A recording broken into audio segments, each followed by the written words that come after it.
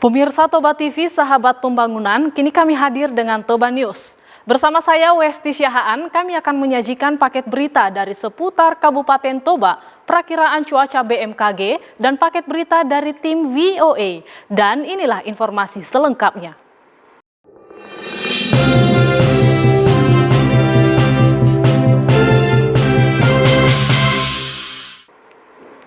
Selasa 5 Mei 2020, UKM Sinta bersama Simpson Panjaitan selaku Komisaris Toba TV terjun langsung ke ladang untuk bekerja sama dengan pemilik lahan Maringan Panjaitan di Desa Pintu Batu, Kecamatan Silain. Berikut informasi selengkapnya. Selasa 5 Mei 2020, UKM Sinta bersama Simpson Panjaitan selaku Balon Bupati terjun langsung ke ladang untuk bekerja sama dengan pemilik lahan Maringan Panjaitan di Desa Pintu Batu, Kecamatan Silain. Lahan tersebut dengan ukuran 6.000 meter, Simpson Panjaitan berharap meningkatkan kesejahteraan dan ekonomi petani di Toba. Petani harus maju, Toba menjadi mantap.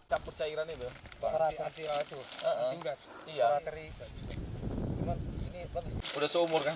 Nggak, masih 45 aku. Nggak mau deh dibilang seumur. Menolak tuh. Kami berterima kasih atas bantuan Simpson Panjaitan dan mudah-mudahan kehidupan masyarakat petani meningkat. Dan kepada Simpson Panjaitan, apa yang direncanakan di Kabupaten Toba tercapai. Petani maju, Toba mantap. Petani Maju, Toba mantap.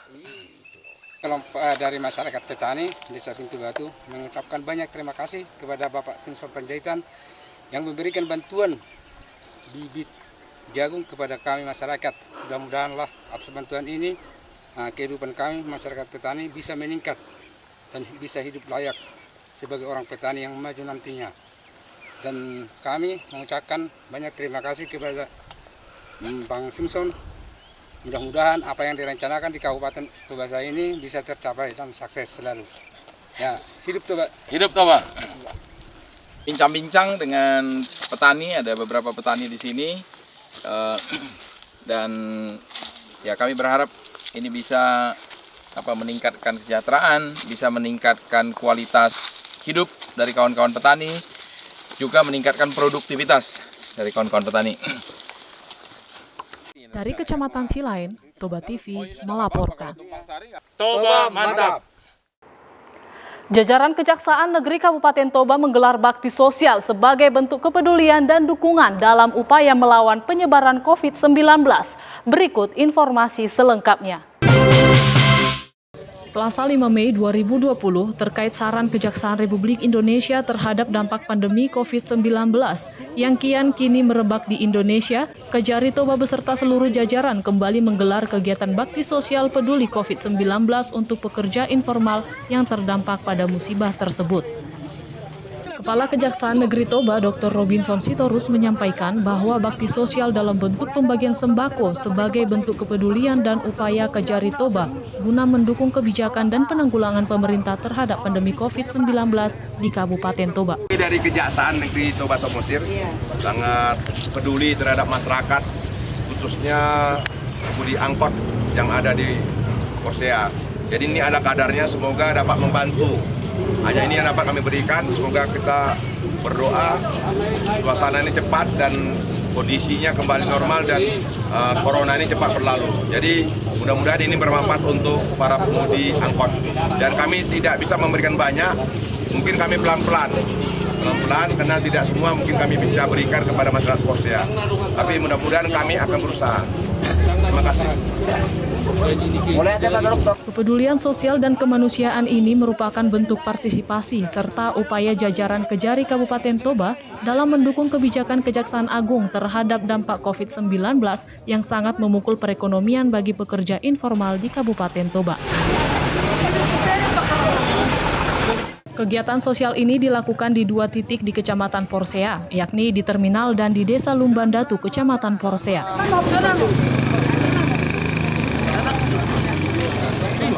Adapun bentuk sembako yang diterima antara lain ialah beras, mie instan, sabun mandi, susu, dan minyak makan. Kepedulian sosial ini tak lain dalam menyikapi saran Kejaksaan Republik Indonesia guna membantu mengatasi dampak COVID-19 oleh Kejari di Kabupaten Toba.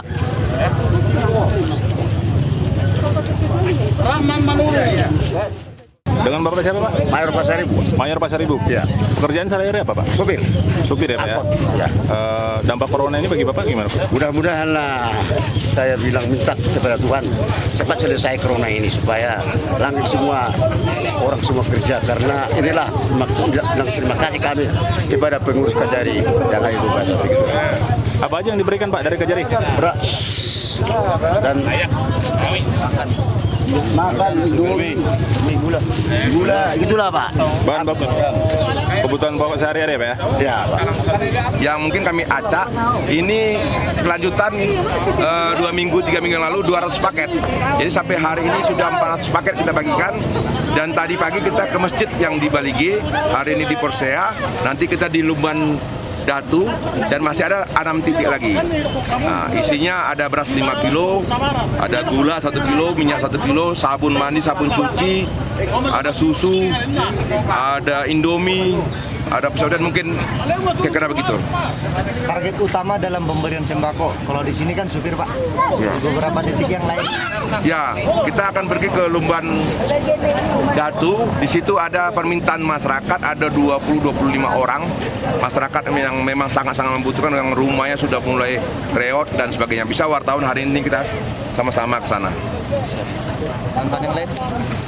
Ini Pak, sumber dananya dari mana, Pak? Sumber dananya kami sumbangan dari pegawai-pegawai seluruh Kejaksaan Negeri Toba Samosir maupun cabang yang ada di Porsea ini. Jadi ini sumbangan pribadi. Kolektif ya. Kolektif ya, kolektif. Jadi bukan sumbangan dari pemerintah. Sudah. Dari Kecamatan Porsea, Toba TV melaporkan.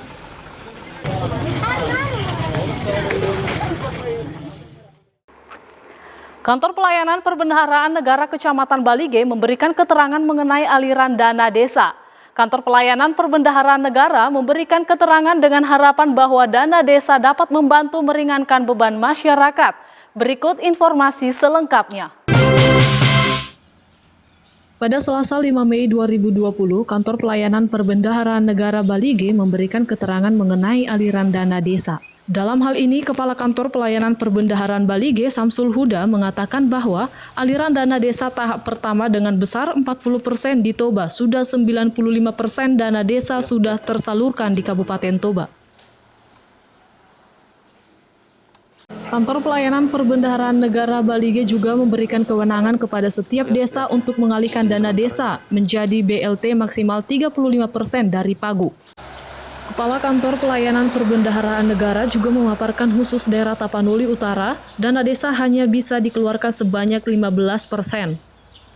Dalam hal ini juga Kepala Kantor Pelayanan Perbendaharaan Negara memberikan keterangan dengan harapan bahwa dana desa dapat membantu meringankan beban masyarakat. Terkait dana desa untuk Kabupaten Toba, untuk tahun 2020 pagunya sekitar adalah 179 miliar rupiah. Untuk tahap 1 ini sebesar 40% dari itu, dari 231 desa di Toba, alhamdulillah puji syukur kepada Tuhan sudah 220 desa yang tersalur. Hanya tinggal 11 desa saja yang belum tersalurkan. Jadi sesuai peraturan Menteri Keuangan yang kami pedomani, dana desa kami salurkan melalui rekening kas umum di Bupati. Setelah itu kami disalurkan langsung kepada rekening di masing-masing desa. Dengan persyaratan yang pertama adalah APBD, Perkada tentang pembagian alokasi desa yang ditetapkan oleh Pak Bupati. Yang kedua yaitu tentang Perkada tentang APBDes yang di masing-masing desa. Terkait dengan COVID-19 ini ada peraturan baru bahwa di peraturan desa itu agar disampaikan tentang bantuan langsung tunai kepada masyarakat yang maksimal sebesar 35% dari pagu yang ada. Jadi kami berharap pagu dana desa ini untuk BLT desa ini bisa dimanfaatkan maksimal untuk masing-masing desa untuk membantu rekan-rekan kita masyarakat yang tertimpa dampak yang dari COVID-19 ini, sehingga dapat menggerakkan ataupun dapat meringankan beban mereka. Jadi kami juga berpesan bahwa mungkin kami juga masing-masing desa belum menerima ya, karena memang 11 desa tadi misalnya, karena memang untuk menyalurkan BLT itu harus ada peraturan kepala desa ataupun keputusan kepala desa tentang siapa-siapa saja yang akan diberikan BLT tadi.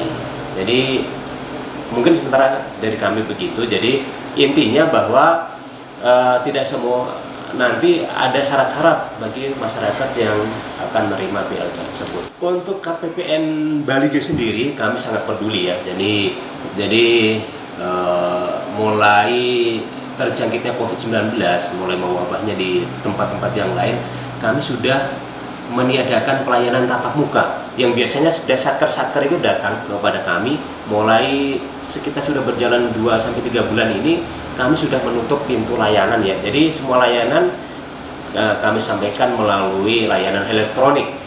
Di tempat kami sendiri, di internal kami menyediakan hand sanitizer, penyemprotan ruangan disinfektan, termasuk juga memberikan vitamin-vitamin penambah daya tubuh, termasuk juga tidak ketinggalan teman-teman semua memakai masker. Sebenarnya saya juga memakai masker juga, tapi kalau berbicara di depan ini jadi maskernya saya lepas. Jadi intinya kami peduli terhadap kesehatan baik kami sendiri ataupun mitra kerja ataupun masyarakat yang kami layani.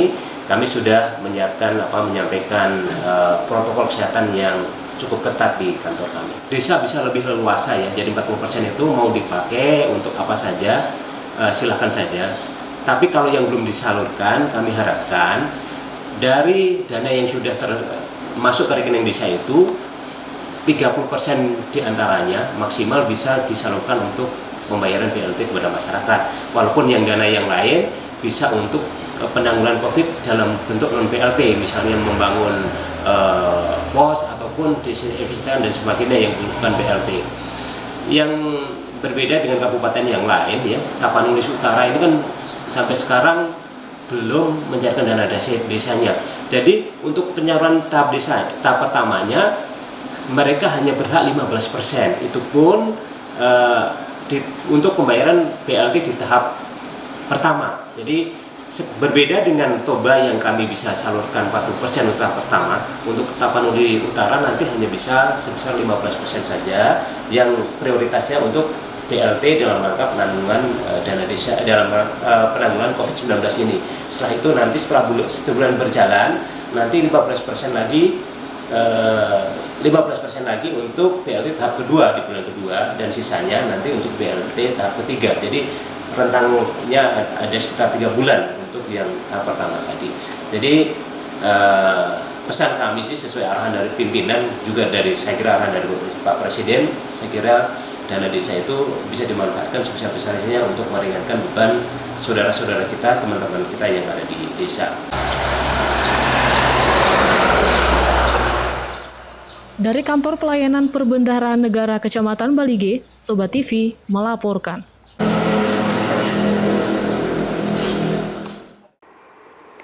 Berikut kami sajikan perakiraan cuaca dalam minggu sepekan langsung dari BMKG.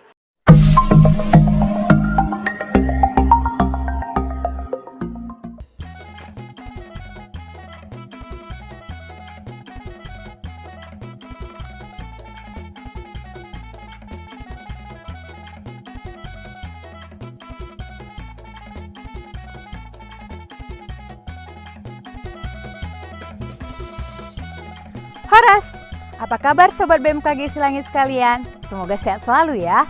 Kami dari BMKG Silangit tidak henti-hentinya untuk mengingatkan Sobat BMKG Silangit sekalian untuk tetap di rumah untuk menghindari penyebaran virus COVID-19. Dan jangan lupa ikuti sosial media kami untuk mengetahui perkembangan informasi cuaca di rumah kalian ya Sobat. Baiklah Sobat, kami dari BMKG Silangit bersama saya Christina Pondebora Sialahi akan menyampaikan informasi cuaca untuk 1 minggu ke depan untuk Kabupaten Toba, Kabupaten Samosir, Kabupaten Simalungun, Kabupaten Humbang Hasundutan, dan Kabupaten Tapanuli Utara.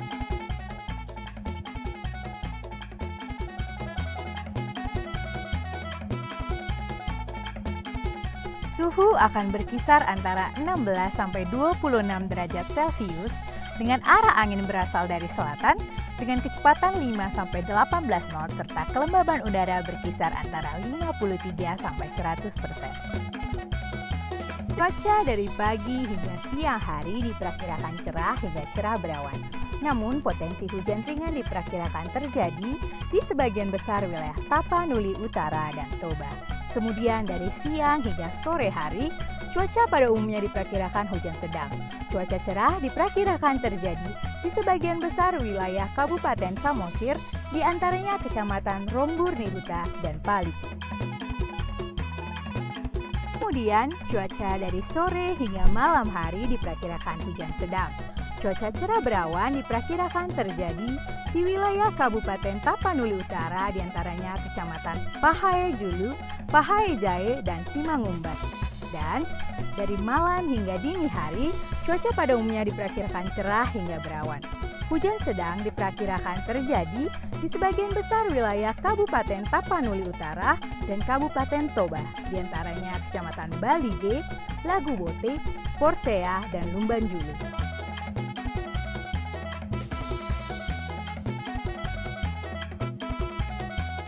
Demikianlah informasi perakiraan cuaca untuk 1 minggu ke depan dari BMKG Silangit. Sampai jumpa di perakiraan cuaca minggu depan. Horas, horas, horas!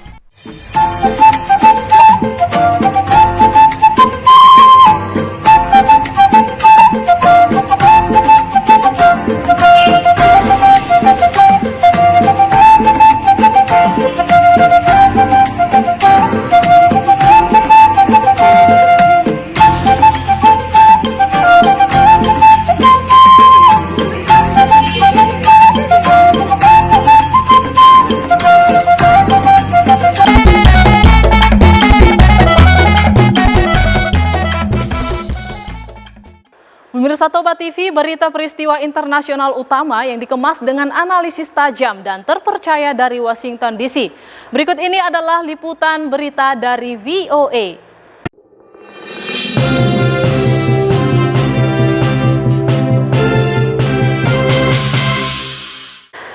Sebagian Amerika Serikat mulai membuka ekonomi, Indonesia harus tetap waspada. Setidaknya separuh negara bagian di Amerika Serikat telah mulai membuka kembali kegiatan perekonomian. Hal ini berlangsung meski pandemi virus corona diprediksi akan menewaskan hingga lebih dari 100.000 warga Amerika Serikat. Berikut liputannya. Panduan tinggal di rumah pemerintah federal Amerika Serikat telah habis masa berlakunya sejak awal Mei dan tidak diperpanjang. AS pun terbelah. Belasan pemerintah negara bagian, mayoritas dipimpin gubernur dari Partai Republik, memutuskan untuk membuka kembali kegiatan perekonomian sehari setelah panduan pemerintah federal kadaluarsa, dan banyak negara bagian lagi menyusul pada awal pekan. Total lebih dari separuh negara bagian di AS kini telah membuka toko-toko, restoran, pusat kebugaran, dan bisnis-bisnis lainnya. Salah satunya Texas, negara bagian terbesar kedua yang telah mencatat lebih dari 32.000 kasus corona. And so far, I haven't seen anyone come in yet, but hopefully by Monday of next week, they all come back and start like a normal life again. We are very wary and very cautious because we know that our decisions not only affect us, but affect everybody and their families as well. Meski riak dan gelombang protes bermunculan di berbagai negara bagian lain untuk segera membuka kegiatan perekonomian, berbagai polling menunjukkan 58-81% warga Amerika mendukung perpanjangan perintah tinggal di rumah, setidaknya untuk saat ini. Again, the only thing, I mean it, the only thing that's going to hold us back is the spread of this virus. And the only thing that is assured to advance the spread of the virus is thousands of people congregating together, not practicing social distancing or physical distancing.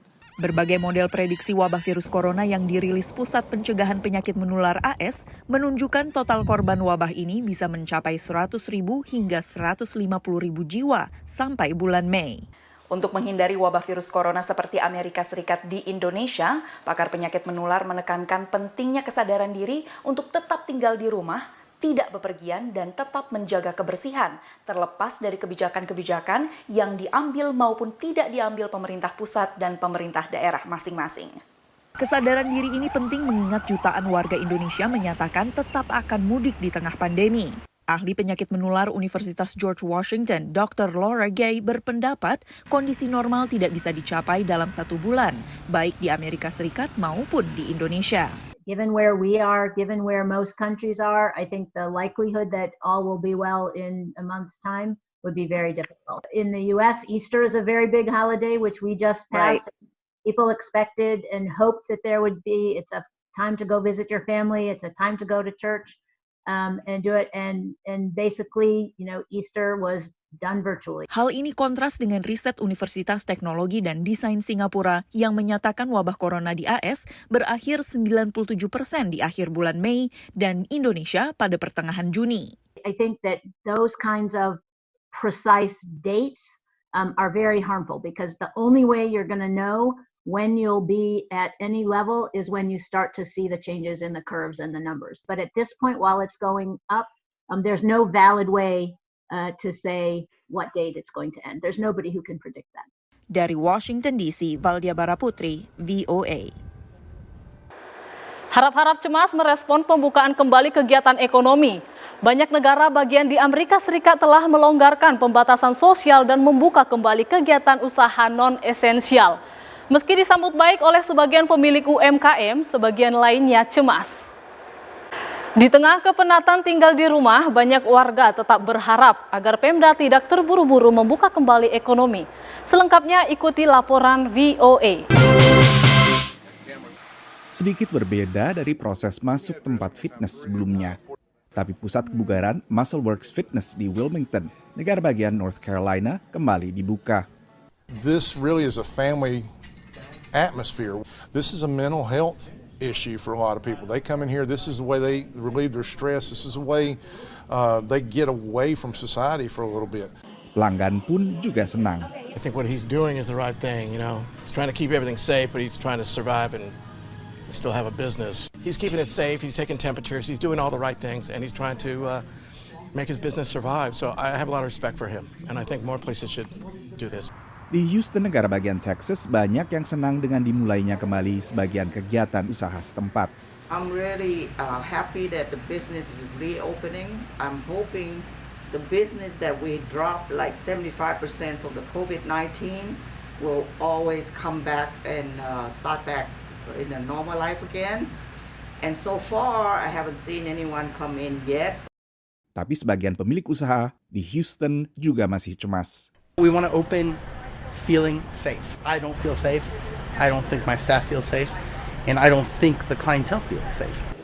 Di negara bagian dan wilayah yang belum mengakhiri atau melonggarkan perintah tinggal di rumah pun, warga juga harap-harap cemas. Fortunately, I've had some job interviews in the last month after I was laid off, so I can see myself returning to a work from home kind of situation, returning back to work. I've had this discussion with my children. I just think that a lot of these states that have opened, I think they're moving a little bit too fast. I hope the virus doesn't have a big turnaround and start bad as it did when it first started.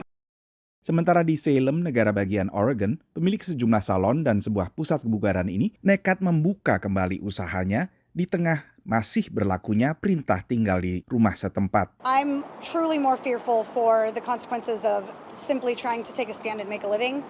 I'm terrified that they are going to try to arrest me or issue me outrageous, $1,000 fines, which would just contribute to my financial hardship.